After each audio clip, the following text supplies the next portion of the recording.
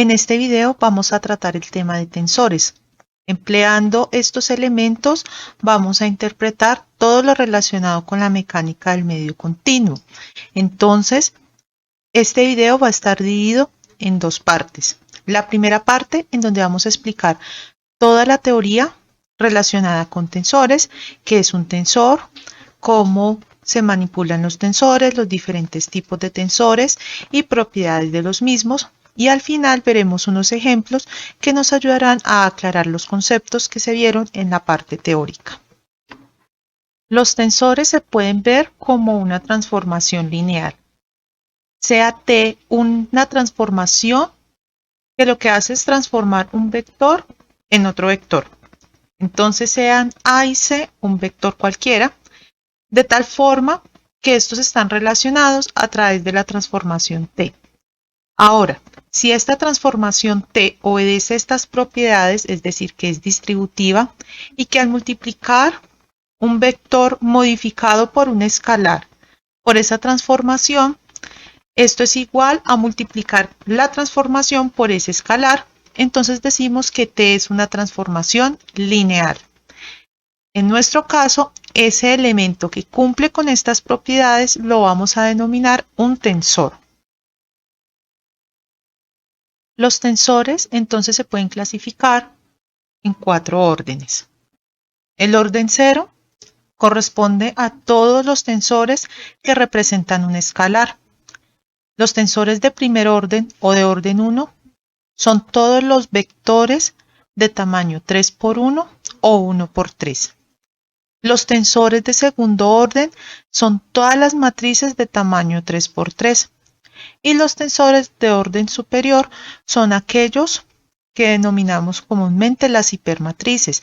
Hay tensores de orden 4, de orden 6, según las necesidades que se tengan para expresar el elemento físico. Los componentes de un tensor siempre van a depender de los vectores que se usen para describir las componentes. Entonces, vamos a trabajar en función de vectores unitarios. Entonces sean E1, E2 y E3 vectores unitarios. Y estos vectores están en la misma dirección de los ejes Y, J y K del sistema rectangular de coordenadas. Si se aplica entonces la transformación T a los vectores E1, E2 y E3, entonces vamos a obtener, según la definición, TE1, TE2 y TE3. Ahora, cada uno de estos vectores resultantes va a tener esta componente. Entonces, podemos decir que de forma comprimida, la expresión de esa transformación quedaría de esta forma. Entonces, como podemos ver, la transformación T actúa únicamente sobre ciertos elementos de ese tensor T.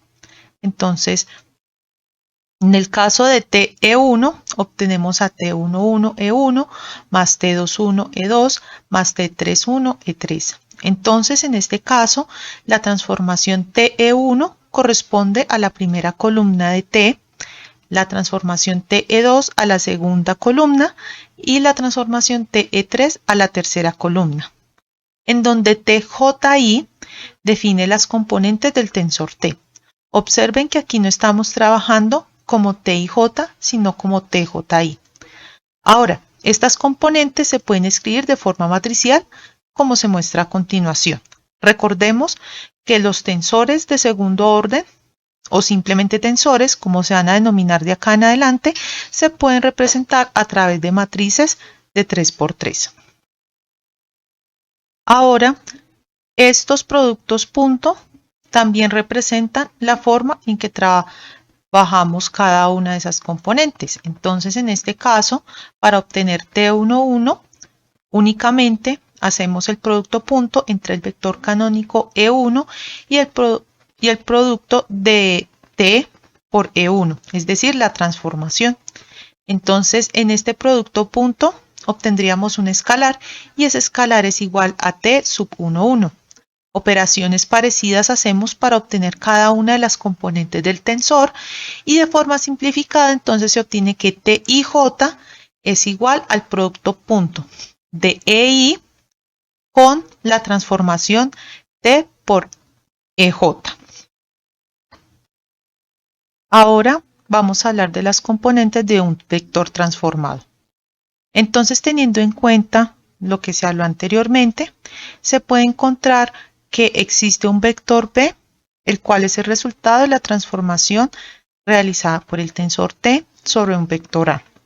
Entonces se da un vector con componentes, las cuales están dentro del sistema coordenado formado por los vectores E1, E2 y E3. Entonces el vector en función de sus componentes quedaría expresado de esta forma. Por lo tanto, al aplicar la transformación T, es decir, al obtener el vector B, tenemos que la transformación T, el tensor representado por la letra T, se multiplica por todas las componentes que están en A y entonces obtenemos este resultado. Y entonces, en este caso, cada una de las componentes del vector B estaría en función tanto del vector A como del tensor de transformación. Entonces, en este caso, la componente B1 no va a ser un conjunto de componentes, sino que va a ser un escalar. Y en este caso, ese escalar se representa a través de esta suma.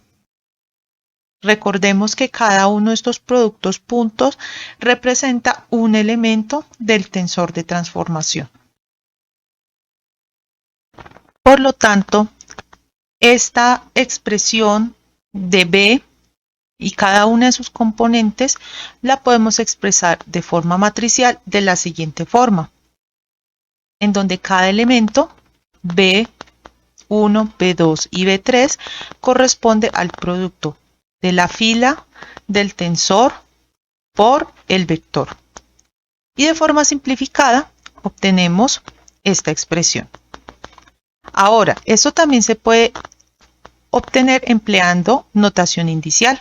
Entonces, en la notación indicial se tiene que el vector está compuesto por unos elementos que varían desde 1 hasta 3 junto con sus componentes A sub i. Entonces, al hacer la transformación, se obtiene un resultado de este modo. Ahora, nosotros sabemos que T por EI es igual a TJ por EJ, por resultados anteriores. Entonces, este producto será igual a AI por TI por EJ. Y entonces, para obtener cada componente, en este caso la componente va a ser M, entonces hacemos producto punto entre el vector B y el vector E sub M. Pero entonces ya sabemos a qué se refiere cuando estamos hablando de este vector, por lo que hacemos este producto. Y entonces encontramos que este producto punto representa un delta de Kronecker. Ese delta de Kronecker se representa por el símbolo de delta y los subíndices que acompañan al producto punto. Entonces nos queda expresado de esta forma.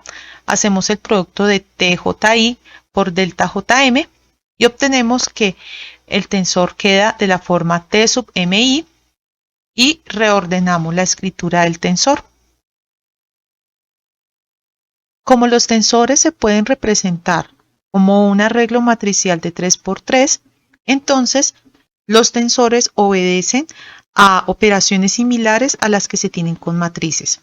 Entonces, la primera operación que vamos a ver es la suma de tensores.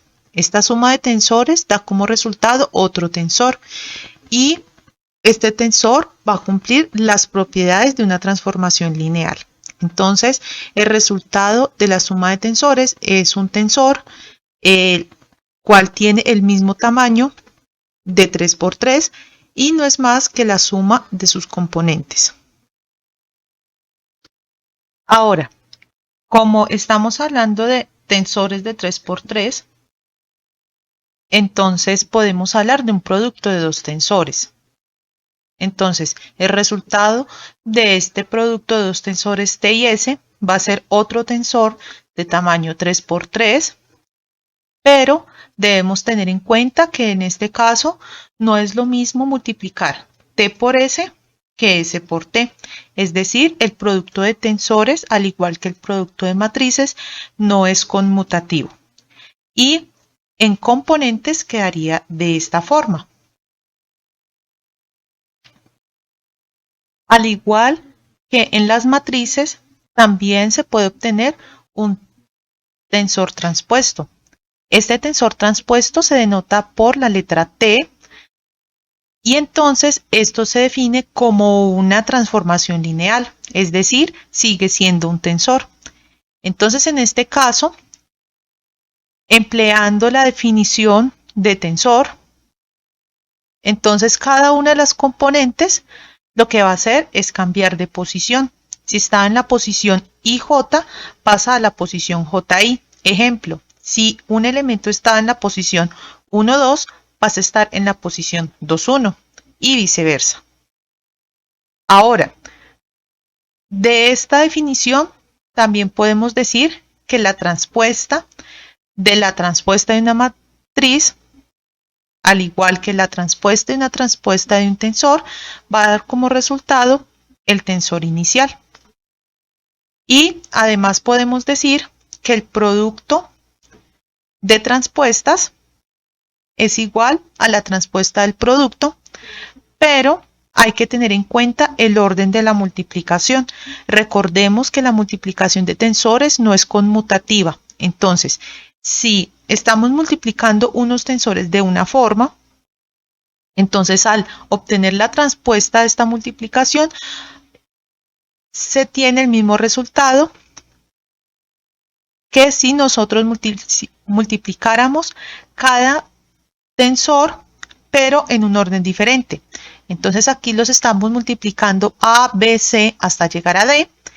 Y entonces para obtener la transpuesta, entonces lo que hacemos es obtener la transpuesta de cada tensor y empezamos a multiplicar como la transpuesta de D y así seguimos hasta llegar a la transpuesta de C, a la transpuesta de B y finalmente a la transpuesta de A. De un tensor también podemos obtener la traza y la traza es la suma de los elementos de la diagonal. Ahora, para cualquier tensor T, S y para unos vectores A y B se cumplen ciertas propiedades. Entonces está que la suma de la traza de dos tensores es igual a la traza del producto de los tensores, que si multiplico un tensor por un escalar y deseo obtener la traza de ese tensor es igual a obtener la traza de ese tensor y multiplicarla por el escalar, y que la traza del producto diádico AB es igual al producto punto de A y B.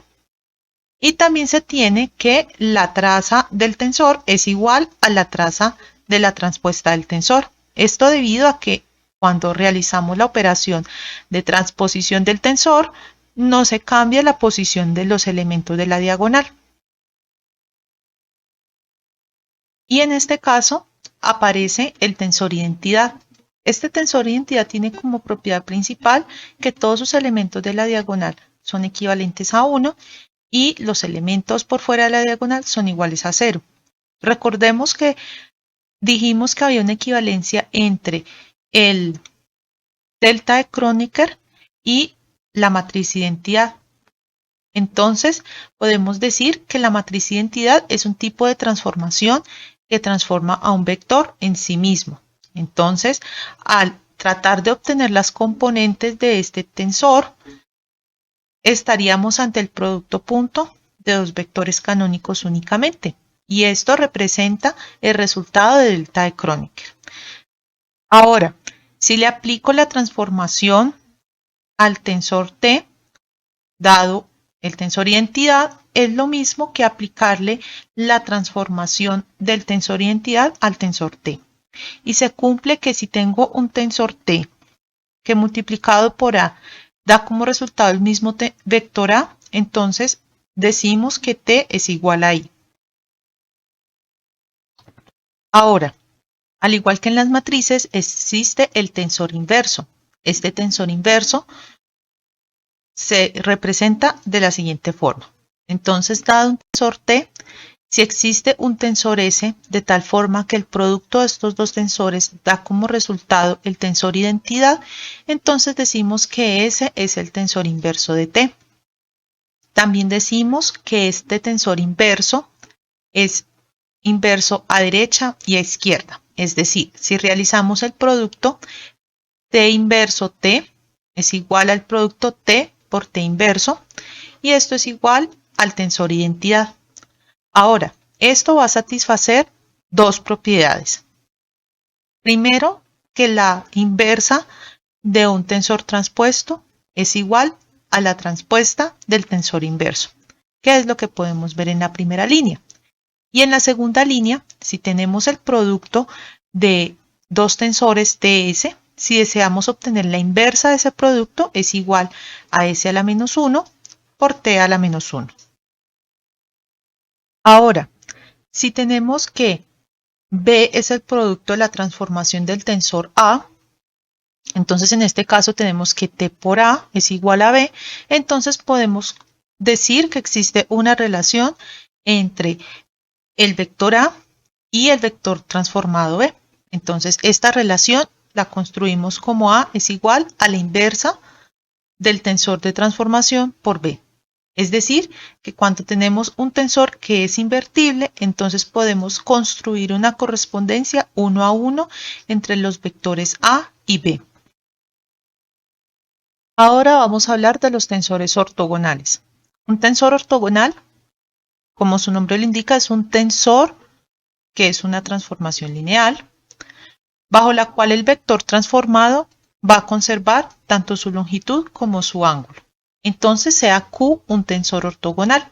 Entonces, para cumplir la definición de tensor ortogonal, tenemos que, si aplicamos la transformación Q al vector A y obtenemos de esa transformación la norma, es igual a la norma del vector inicial A. Lo mismo pasa con el vector B.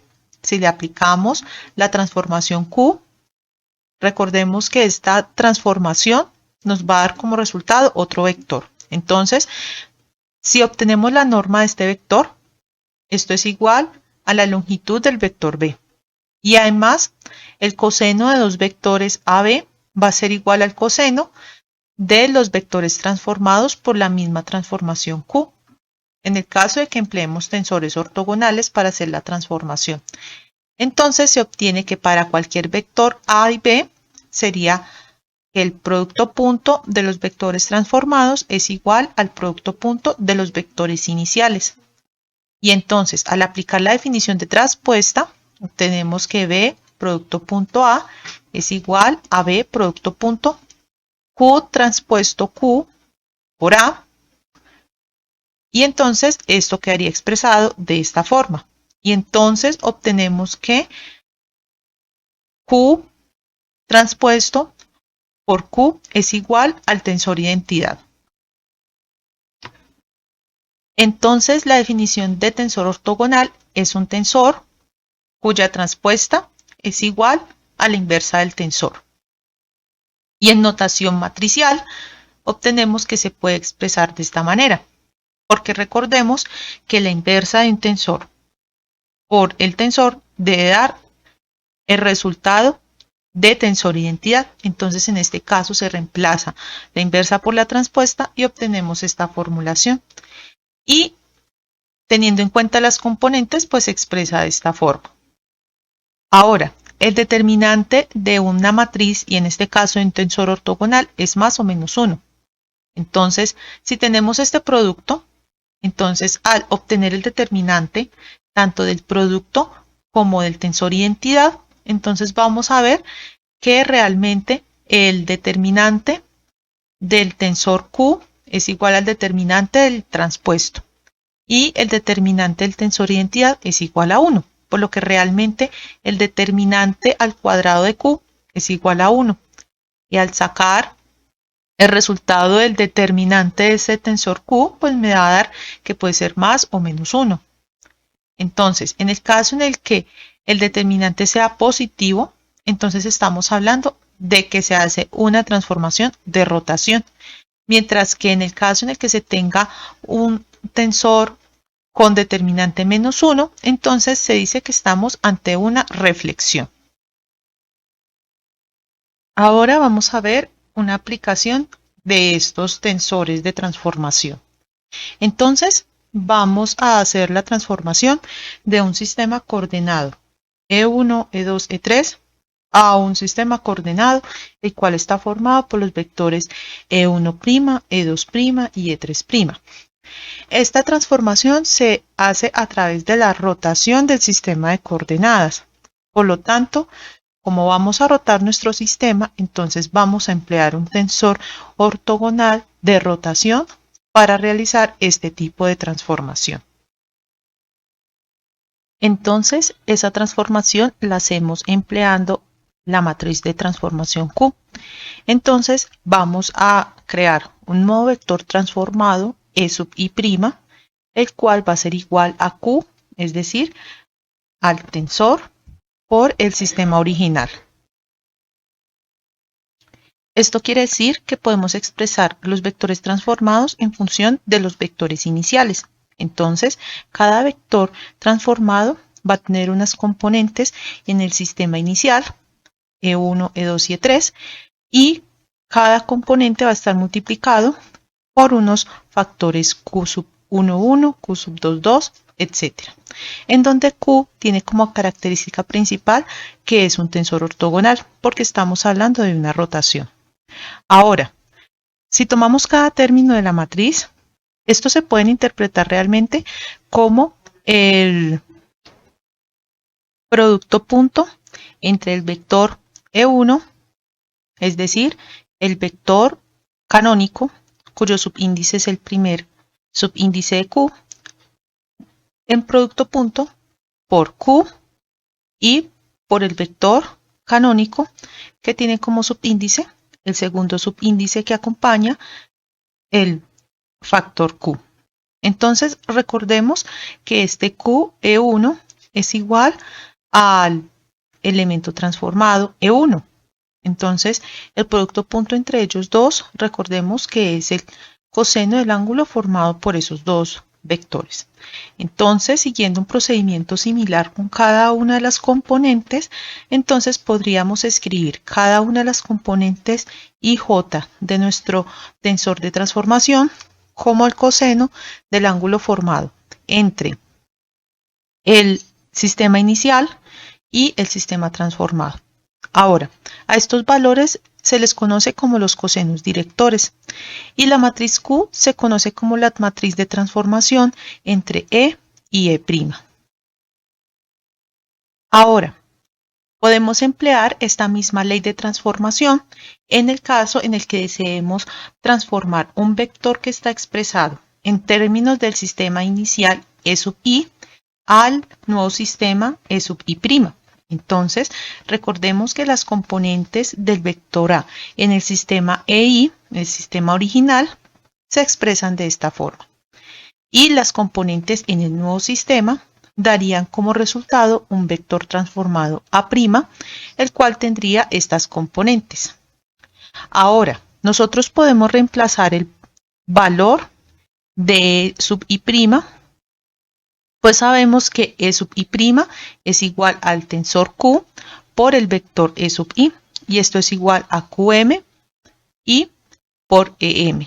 Entonces, al reemplazar en la fórmula de A sub i' el valor de QE sub i, entonces estaríamos ante este caso. Y entonces presentaríamos esta presentación en componentes. Una cosa para aclarar aquí, y es que cuando vemos este sub i en esta posición, nos estamos enfrentando a un tensor transformado. Si lo vemos en la primera posición, esto quiere decir que no es un tensor que tiene transpuesta, pero como la i está en la segunda posición, entonces estamos ante una transpuesta del tensor de rotación. Entonces, el resultado en notación matricial nos quedaría de esta forma. Y en representación expandida, vemos que vamos a obtener es una matriz Q, un tensor de transformación Q transpuesto por el vector original.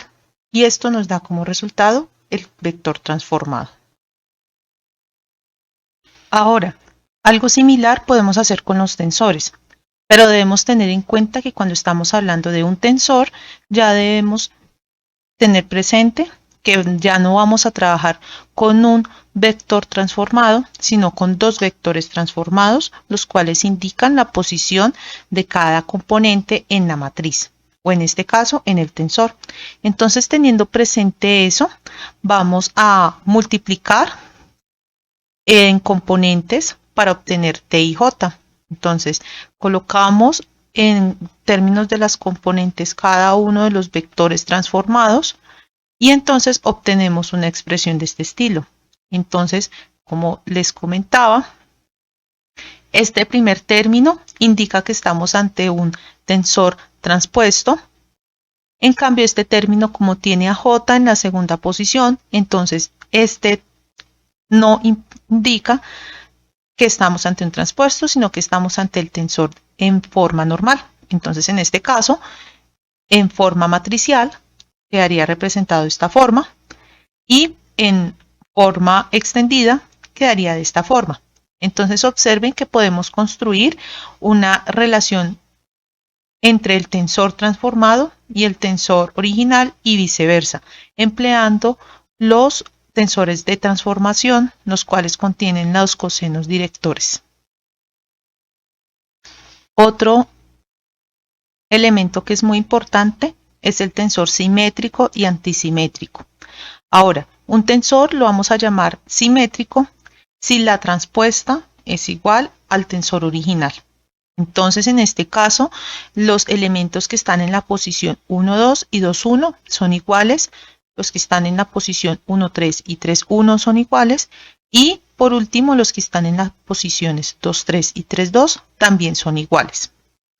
Ahora, un tensor lo vamos a llamar antisimétrico si el tensor T es igual a menos la transpuesta de T. Entonces, en este caso, el tensor va a tener como diagonal o elementos de la diagonal los ceros, es decir, cada posición en la diagonal del tensor va a estar llena de ceros, y los elementos en las posiciones 1, 2 van a ser igual a menos el elemento en la posición 2, 1, y así sucesivamente. Ahora, podemos decir que cualquier tensor se puede descomponer en dos tensores, un tensor simétrico y un tensor antisimétrico. Y estos tensores se pueden calcular de esta forma. El tensor antisimétrico, al tener elementos en la diagonal equivalentes a 0, se puede decir que únicamente tiene 3 componentes, porque las 3 restantes son el signo contrario a esas 3 componentes iniciales. Entonces podemos decir que el tensor antisimétrico se comporta realmente como un vector. Y entonces va a tener las mismas características de un vector. Entonces, en este caso, podemos construir un vector TA tal que la transformación de este tensor T por A me puede generar el mismo resultado que el producto cruz del tensor correspondiente a este vector TA, producto cruz A. A este tensor TA lo vamos a denominar el vector dual o también un vector axial. ¿Esto qué quiere decir? Que podemos construir un vector con todos los elementos que están en el tensor antisimétrico, y a este tipo de vector lo vamos a denominar el vector dual. Entonces, las componentes de este vector se describen de la siguiente forma. Para la primera componente del vector dual vamos a tener al elemento 3, 2, para la segunda componente al elemento 1, 3 y para la tercera componente al elemento 2, 1. Y podemos construir una representación teniendo en cuenta el símbolo de permutación y el tensor inicial. Ahora vamos a hablar de los valores y vectores propios de un tensor. Entonces, considérese un tensor T.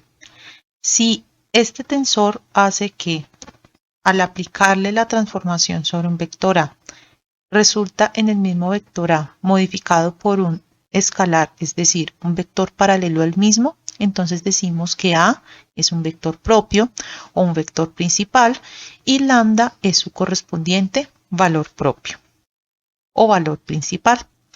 Ahora, teniendo en cuenta la definición anterior, entonces si modificamos a ese vector A por un escalar, entonces también nos va a dar un vector propio y un valor propio, los cuales van a estar modificados por ese escalar. Ahora, el vector propio tiene una longitud arbitraria, pero en este caso, para el manejo en la teoría de la mecánica del medio continuo, vamos a decir que todos los vectores propios van a tener una longitud de 1, es decir, vamos a trabajar con vectores unitarios. Ahora, un tensor puede tener infinitos vectores propios. Por ejemplo, si tomamos al tensor identidad, realmente este va a tener un vector propio para el tensor identidad y con valores propios iguales a 1. Y para beta por i, el mismo va a tener los valores propios modificados por ese escalar, tal y como lo vimos en la fórmula anterior. Ahora vamos a decir que algunos tensores no tienen muchos vectores propios, sino que tienen algunos vectores en una dirección específica. Entonces sean n un vector propio. Entonces, al tener la definición de valores y vectores propios, la aplicamos y esto es igual a lambda por i por n. Entonces, tendríamos al factorizar, entonces tendríamos esta relación para que se cumpla esta igualdad. Y en términos de componentes tendríamos esta relación. Ahora, expandiendo estas componentes, tendríamos este sistema de 3 ecuaciones con 3 incógnitas, en donde las incógnitas serían los valores propios. Este es un sistema lineal y entonces para obtener las soluciones de este sistema, de tal manera que estas soluciones no sean las triviales, entonces se debe cumplir que el determinante de esta resta debe ser igual a 0. Entonces, al transformar este sistema de ecuaciones en una forma matricial, entonces obtenemos esta formulación. Ahora, expandiendo este determinante, es decir, solucionándolo, se tiene como resultado una ecuación cúbica con términos en lambda.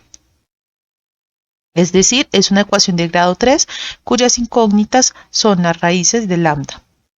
Las raíces de esta ecuación, la cual denominamos la ecuación característica, son los valores propios del tensor T. Y ahora, teniendo en cuenta que vamos a tener vectores unitarios, entonces, junto con esta restricción y el sistema de ecuaciones que tenemos, entonces podemos hallar los componentes de los vectores propios. Recordemos que cada vector propio tiene asociado un valor propio. Ahora, cuando se resuelve el determinante, se obtiene una ecuación a la cual denominamos la ecuación característica, la cual es una ecuación cúbica. Y esta se puede escribir de esta manera, en donde i sub 1, i sub 2 e i sub 3 se denominan los invariantes principales, en donde cada uno de estos términos tiene un valor, en donde el invariante 1, denominado i sub 1, es la traza del tensor T, i sub 2 tiene esta representación, e i sub 3 es el determinante del tensor T. Ahora, por definición, los valores propios de T no van a depender de la selección de los vectores base, por lo que en este caso, estos valores de i sub 1, i sub 2 e i sub 3, como su nombre lo indican, son invariantes, es decir, no varían y dependiendo de la selección de la base. Entonces, en este caso, podríamos expresar los valores propios como elementos con los que podríamos hallar los invariantes. Entonces, en este caso, el invariante 1 sería la suma de los invariantes, el invariante 2 se expresa de esta forma y el invariante 3 finalmente se expresa como el producto de los tres valores propios. Ahora, un elemento que debemos tener en cuenta a la hora de trabajar con los valores y vectores propios es que para un tensor que tiene como características elementos reales y que es simétrico, entonces también va a tener valores propios reales, por lo que van a tener tres valores propios, los cuales vamos a llamar valores propios principales, y van a tener asociados unos vectores propios, los cuales vamos a denominar las direcciones principales. Ahora, estas direcciones principales son mutuamente perpendiculares. Entonces, esto se demuestra relacionando dos vectores propios con sus correspondientes valores propios y lo relacionamos empleando el producto punto. Entonces, en este caso, como sabemos, el producto punto entre dos vectores unitarios que conforman una base va a ser 0. Entonces, en este caso, vamos a tener que el producto punto entre dos vectores unitarios, en este caso n1 y n2, pues va a ser equivalente a 0. Entonces, esto también se puede demostrar para los otros vectores principales. Ahora vamos a hablar de cómo se conforma esta matriz teniendo en cuenta las direcciones principales. Recordemos que las componentes de un tensor dependen de los elementos o de los vectores que usemos para componer este tensor. Entonces, en este caso ya no vamos a componer el tensor con las direcciones E1, E2 y E3, sino que vamos a componer el tensor con las direcciones principales. Entonces, en este caso, vamos a tener que cada componente de este tensor está compuesto por el producto punto de el vector unitario, en este caso n1, y el tensor t y la dirección principal, en este caso n1. Entonces, empleando la definición, sabemos que t por n1, como esta es una dirección principal, entonces vamos a obtener que es igual a lambda 1 por n1. Y al hacer este producto, sabemos que como son vectores unitarios, entonces nos va a dar como resultado un 1. En los otros casos, en n2 producto punto n2 nos va a dar 1 y n3 producto n3 también nos va a dar 1. ¿Por qué? Porque estos son vectores unitarios que componen una base. En cambio, cuando tenemos los productos punto n1 y n2, como estos son dos vectores diferentes, entonces en este caso nos va a dar 0 y lo mismo nos va a dar en los otros productos. ¿Esto qué quiere decir? Que este tensor va a estar compuesto únicamente por los valores principales, lambda 1, lambda 2 y lambda 3, y el resto de elementos va a ser equivalente a 0. Y entonces este tensor, en términos de las direcciones principales, es una matriz diagonal y los elementos de la diagonal son los valores propios o valores principales del tensor T. Ahora, para un vector unitario, el cual está expresado en términos de la base construida por los vectores unitarios, que son los vectores principales, entonces se tiene que cada elemento T1 va a ser igual a E1', producto punto T por E1'. Esto obteniendo los tensores en la nueva base, una base formada por E1'. Entonces esto es igual a este producto. Y entonces esto nos daría como resultado este producto. Recordemos que el producto punto nos da un escalar, entonces por eso obtenemos un escalar en este caso. Ahora, sin pérdida de generalidad, podemos decir que los valores principales se pueden ordenar de mayor a menor, siendo lambda el mayor valor principal y lambda 3 el menor valor principal. Y teniendo en cuenta que el vector debe ser unitario, es decir, alfa al cuadrado más beta al cuadrado más gamma al cuadrado, es decir, las componentes de este vector forman un vector unitario, entonces podemos decir que lambda 1 es igual a lambda 1 por esta expresión. Ahora, podemos decir que como lambda 1 es mayor que lambda 2 y lambda 3, entonces esto va a ser mayor que lambda 1 alfa al cuadrado más lambda 2 beta al cuadrado más lambda 3 gamma al cuadrado. Esto porque lambda 2 y lambda 3 son menores que lambda 1, por lo que lambda 1 es mayor o igual al primer término de nuestro tensor transformado. Entonces también se puede decir que T1 es mayor o igual a lambda 3. Entonces el máximo valor propio es el máximo de los elementos de la diagonal del tensor T y el mismo caso se tiene con el mínimo. Ahora vamos a ver unos ejemplos de aplicación con los cuales podremos esclarecer los conceptos que vimos en la parte teórica. Para este ejemplo tenemos un tensor el cual realiza una transformación en dos vectores de la forma en que se muestra en pantalla. Entonces, dado un vector C, encontrar la transformación T por C. Entonces, en este caso, empleando la propiedad de linealidad de los tensores, entonces se tiene que la transformación T por C se puede reemplazar por T por 2 veces A más B. Esta es la equivalencia del vector C. Y esto a su vez es igual a 2 veces T por A más T por B. Esto apoyándonos en la propiedad de linealidad de esta transformación. Pues es un tensor. Y esto a su vez es igual a reemplazar la transformación T por A por su equivalencia. Entonces vemos que T por A es igual a este resultado y T por B es igual a este resultado.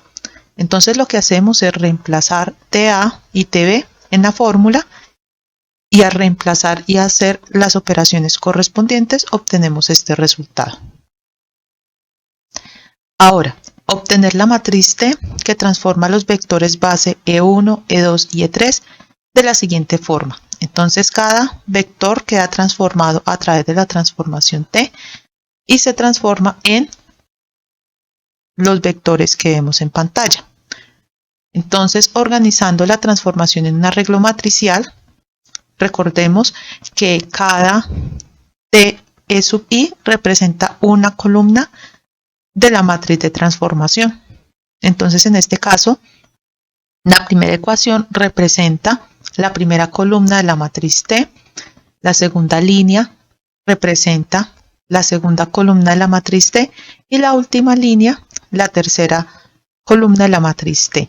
Entonces, apoyándonos en este concepto, obtenemos que la matriz T queda organizada de la siguiente manera. La primera columna tiene términos 4E1 más E2. Entonces, el 4 va en la primera posición y el 1 va en la segunda posición. Entonces, como vemos, no hay una magnitud para el vector E3 o la componente E3. Entonces, en este caso, le asignamos la posición 3 al valor de 0. Un procedimiento similar hacemos con la transformación TE2 y la colocamos en la segunda columna y con la tercera transformación la colocamos en la tercera columna. Ahora, en este ejemplo tenemos a R como un tensor de rotación de la mano derecha de un cuerpo rígido alrededor del eje X3, el cual forma un ángulo θ. Entonces encontremos la matriz de rotación. Entonces en este caso, pues se tiene que este tensor R que asigna una rotación hace que únicamente rote obedeciendo a la regla de la mano derecha los ejes X1 y X2, en donde el eje X3 permanece constante. Entonces, lo primero que hacemos es asignarle a la transformación R por E3 el mismo valor de E3, porque el eje X3 permanece en la misma posición. En cambio, los otros ejes rotan. Entonces, en este caso, como estamos obedeciendo a la regla de la mano derecha, el ángulo formado entre el vector transformado y el vector original forman un ángulo de coseno. Y el ángulo formado entre el vector original E2 y el vector transformado E1, prima, entonces sería de seno. Y lo mismo hacemos con RE2. En ese caso, el ángulo formado entre el eje transformado E2 y el eje no transformado E1 sería de menos seno de teta. Y en este caso, coseno de teta sería el ángulo formado entre el eje transformado y el eje sin transformar, en este caso E2. Aquí no existe un cambio de ángulo entre E3, realmente porque estos no tienen un cambio de ángulo diferente al que tenían con anterioridad.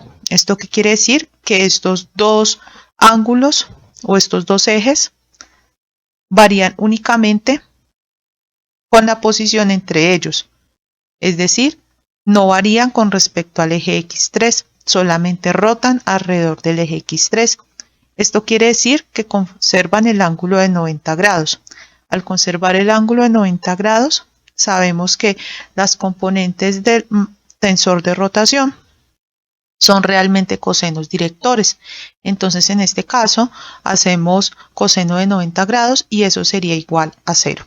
Entonces, la matriz de rotación queda formada de la siguiente manera. En la primera columna colocamos la transformación RE1, en la segunda columna la transformación RE2 y en la tercera columna la transformación R por E3.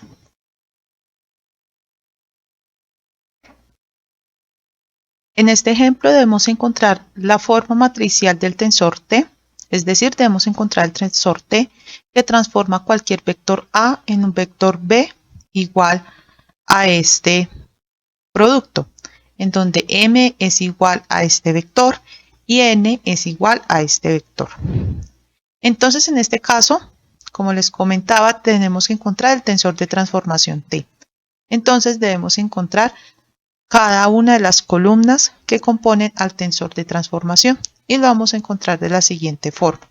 Vamos a tratar de que esta operación B igual a M por A producto punto N sea aplicado sobre un vector canónico para poder encontrar ese tensor de transformación. Entonces vamos a aplicar esa transformación de esta forma.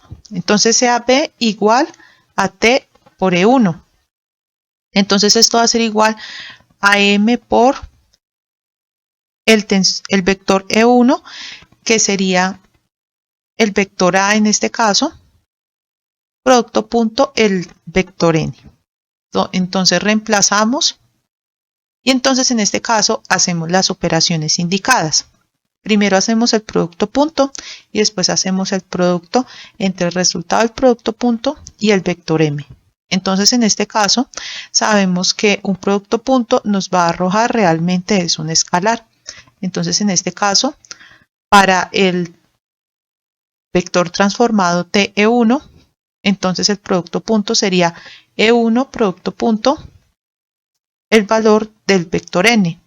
Entonces, sabemos que en este caso, como únicamente tenemos componente en E1, entonces únicamente vamos a tener en cuenta esto para realizar el producto punto. Entonces, en este caso nos quedaría el valor de este producto punto equivalente a menos raíz de 2 sobre 2. Entonces, teniendo esto, realizamos las operaciones indicadas, que en este caso son el producto. Entonces, en este caso, multiplicamos esta parte con este número y entonces obtendríamos menos 1/2 de E1 más E2. Ahora para el siguiente vector transformado TE2, que constituiría la segunda columna de nuestro tensor de transformación, entonces reemplazamos el lugar de A por el vector canónico E2. Entonces en este caso hacemos un procedimiento similar al que hicimos para la primera columna, pero entonces vemos que en el producto punto realmente vamos a obtener un valor de 0. ¿Por qué? Porque en el primer elemento que compone al producto punto no existen componentes en E1 y en E3. Y por otro lado, en la segunda parte del producto punto no existe componente en E2. Entonces, en este caso, el producto realmente sería igual a una suma de ceros. Entonces, en este caso, sería 0 más 0 más 0. Y por lo tanto, pues tendríamos el resultado 0. Pues este 0 multiplicaría a todo el vector m. Entonces sería un vector por 0 y me daría el vector 0. Entonces en este caso debemos recordar que el resultado no va a ser un número, sino que va a ser realmente un vector. Va a ser un vector con componentes en E1, N2 y N3 equivalentes a 0. Y por último, hacemos el procedimiento similar, pero para la columna TE3. Entonces en este caso tenemos una operación similar y vemos que en ambas partes del producto punto existe componente en E3. Entonces realizamos la operación y entonces obtenemos este resultado vectorial. Entonces, al organizar los valores que se obtuvieron con anterioridad en forma matricial, entonces organizamos cada columna con los valores que obtuvimos de los vectores transformados. Esos vectores transformados indicaban cada columna de nuestro tensor de transformación. Entonces, en este caso, observemos que la segunda columna corresponde a una columna de ceros, porque el resultado que obtuvimos es un vector con magnitud de 0 en cada una de sus componentes. Y reemplazamos la primera columna por el vector transformado TE1 y la tercera columna por el vector transformado TE3. Aplicando las propiedades de la traspuesta, sabemos que la traspuesta de un producto de tensores es igual al producto de tensores transpuesto, pero invirtiendo el orden de la operación. Entonces, en este caso, teníamos primero al tensor T, y entonces este pasó a ocupar el segundo lugar, y el tensor que ocupaba la casilla 2, es decir, el tensor inverso, pasa a ocupar el primer puesto. Entonces, en este caso, tenemos que se conserva también la identidad. Ahora, multiplicamos a ambos lados de la igualdad por la inversa de la transpuesta. Debemos recordar que el orden de los productos sí afecta el resultado. Entonces debemos tener en cuenta que vamos a hacer el producto multiplicando a la derecha. Es decir, en el lado izquierdo de la igualdad vamos a ubicar este elemento a la derecha y multiplicamos al elemento identidad por el tensor transpuesto con la operación de inversión. Entonces, en este caso, obtenemos este resultado y entonces nosotros sabemos que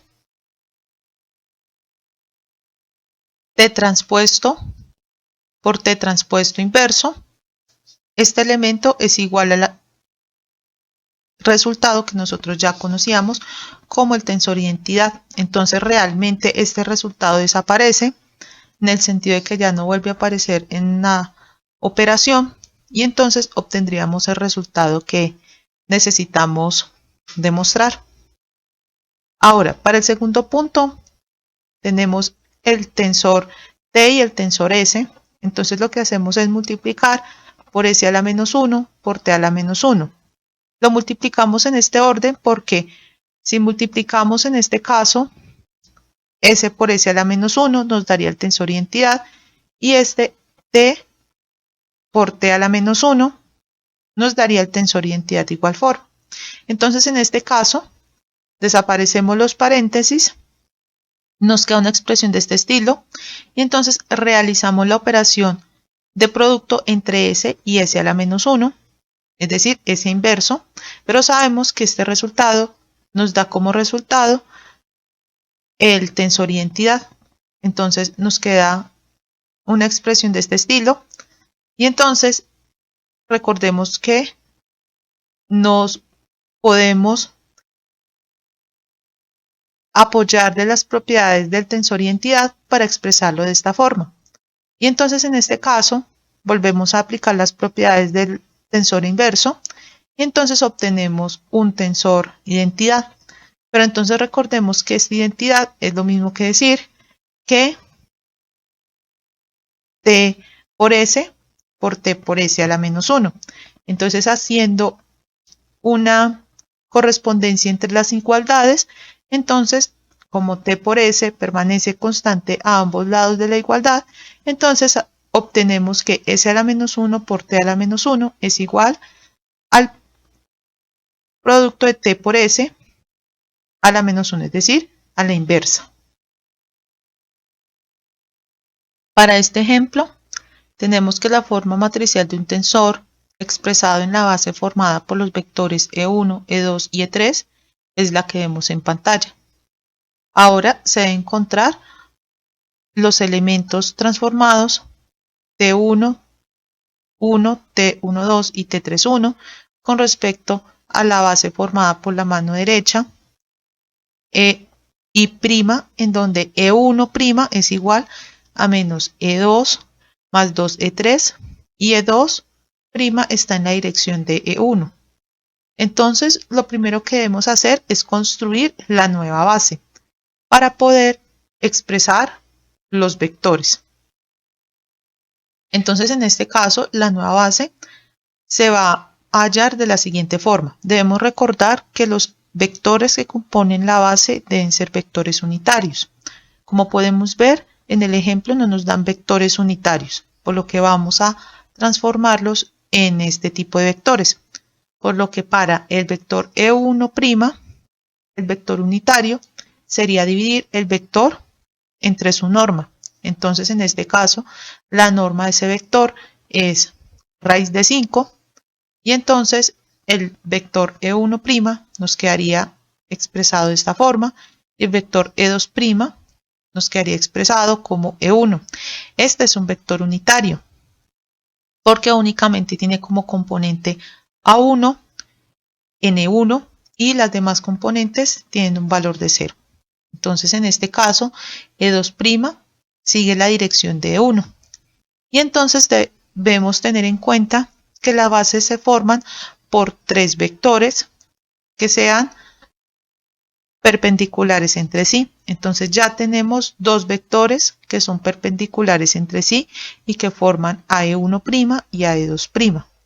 Falta expresar el vector E3'. Ese vector E3' lo vamos a obtener aplicando el producto cruz entre los vectores E1' y E2', porque este vector E3' debe ser perpendicular a estos vectores mencionados anteriormente. Entonces, en este caso vamos a resolver empleando producto cruz para poder hallar el vector E3'. Entonces, en este caso, E3' es igual a E1' cruz E2'. Reemplazamos los valores y entonces el producto cruz se puede ver como el determinante de una formación matricial, en donde la primera fila está compuesta por todos los vectores canónicos E1, E2 y E3, la segunda fila por el vector E1' y la tercera fila por el vector E2'. Entonces, en este caso, al resolver este determinante, obtenemos este resultado. Este resultado es el que equivale a E3'. Entonces, ya teniendo definida la base en la que vamos a transformar nuestros elementos, entonces vamos a hallar los términos T11', T12' y T31'. Entonces, en este caso, para hallar el elemento T11', lo que debemos hacer es multiplicar al vector E' con subíndice, la primera componente del elemento, en este caso es 1. Entonces, multiplicamos en producto punto a E1' con T por E', y entonces el subíndice de este segundo vector es el segundo subíndice de nuestro elemento. Entonces, en este caso, el segundo subíndice es 1 y entonces sería E1'. Entonces, organizamos a E1' por el tensor T. Este tensor T es el que nosotros definimos al inicio del ejemplo y el vector E1'. Entonces, en este caso, obtenemos un resultado numérico porque únicamente necesitamos la componente de una posición en nuestra formación matricial. Entonces, en este caso, el resultado de esa componente es 4/5. Hacemos un procedimiento similar en donde el primer vector tiene como subíndice el primer subíndice de t. Entonces, en este caso es 1 y el segundo vector tiene el segundo subíndice de nuestro elemento transformado t', y entonces sería 2. Entonces, realizando una operación similar, entonces obtenemos este valor numérico y finalmente obtenemos el valor de t31', siguiendo un procedimiento similar al que hicimos con anterioridad. En este ejemplo nos dan el tensor formado por estos elementos. Entonces debemos encontrar el tensor transformado si contamos con el tensor de rotación o el tensor de transformación, en donde Q es igual a este tensor. Entonces, en este caso, aplicamos la fórmula que vimos para la transformación de un tensor que está expresado en una base a otro tensor en otra base. Entonces, en este caso, tenemos la fórmula para hallar el tensor en la nueva base y lo que hacemos es reemplazar los elementos matriciales de la fórmula. Entonces reemplazamos el tensor Q transpuesto, el tensor T y el tensor Q, y entonces obtenemos como resultado este tensor. Entonces, en este caso, el tensor transformado tendría como resultado esta formación matricial. Dado un tensor T en formación matricial como se muestra en pantalla, entonces debemos encontrar las partes simétricas y antisimétricas de este tensor y hallar el vector dual, o también denominado el vector axial. Entonces, en este caso, simplemente reemplazamos en las fórmulas de tensor simétrico y tensor antisimétrico, realizamos las operaciones correspondientes y obtenemos estos resultados. Ahora, para hallar el vector dual, debemos tener en cuenta que primero debemos hallar la parte antisimétrica de nuestro tensor.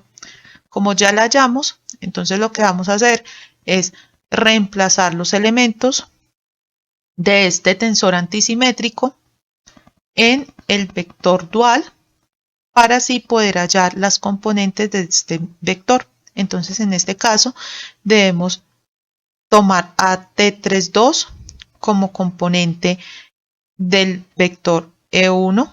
Entonces, en este caso, este t32 sería igual a 1. T13 para la componente de E2 sería igual a menos 2 y T21 sería igual a 1. Entonces reemplazamos los valores en la fórmula de vector dual y obtenemos que esta organización del vector correspondería a lo que conocemos como el vector axial. Para este ejemplo tenemos un vector Q, el cual se representa de forma matricial de esta manera. Entonces debemos mostrar que Q es un tensor de rotación, debemos encontrar sus valores y vectores propios y finalmente hallar el ángulo de rotación. Entonces, en este caso, decimos que un tensor se denomina rotación si el determinante de Q es más 1. Entonces, partiendo de la definición de tensor Q o tensor ortogonal, entonces decimos que Q por Q transpuesto es igual al tensor identidad. En este caso, el determinante del tensor identidad es 1, por lo que decimos que el tensor Q es un tensor de rotación. Ahora, los valores propios se hallan solucionando el polinomio característico, por lo que los invariantes están calculados de esta forma. El primer invariante es la traza del tensor Q, que corresponde a menos 1. El invariante 2 es menos 1. Y el invariante 3, como ya demostramos anteriormente, es 1. Entonces, en este caso, el polinomio característico quedaría formado por esta ecuación. En este caso, al hallar las raíces del polinomio característico, obtenemos dos raíces iguales, lambda 1, lambda 2 igual a 1 y lambda 3 igual a menos 1. Ahora, los vectores propios se hallan teniendo en cuenta que se deben generar vectores unitarios, los cuales son perpendiculares entre sí. Entonces vamos a hallar el vector propio o el vector principal correspondiente al valor propio o valor principal lambda igual a 1. Entonces en este caso se forma este sistema de ecuaciones y este va a ser igual a este, y recordemos que esa igualdad era equivalente a 0. Entonces en este caso igualamos al vector de ceros. Y entonces tenemos en cuenta la condición que se le impone al vector propio, y es que este vector propio debe ser unitario, es decir, su norma debe ser de 1. Entonces en este caso agregamos la restricción y entonces despejando de este sistema matricial obtenemos esta ecuación y junto con la restricción pues forma un sistema de ecuaciones. Entonces en este caso se obtendría que alfa 1 es igual a alfa 2 igual a 0 y alfa 3 es igual a 1. Entonces para el valor principal lambda 1, el vector asociado es n1 igual a más o menos e3 y este constituye el eje de rotación. Ahora, debemos hallar el vector propio asociado al valor propio menos 1. Entonces formamos el sistema de ecuaciones de donde despejamos a 2 alfa 3 igual 0 y agregamos la restricción de longitud del vector propio que debe ser 1. Entonces en este caso vamos a obtener estas dos ecuaciones, por lo que vamos a obtener como resultado alfa 1 al cuadrado más alfa 2 al cuadrado igual a 1 y alfa 3 igual a 0. Por lo que cualquier vector perpendicular al eje de rotación cumple con este criterio, pues realmente necesitamos valores de alfa 1 y de alfa 2 que cumplan con esta igualdad.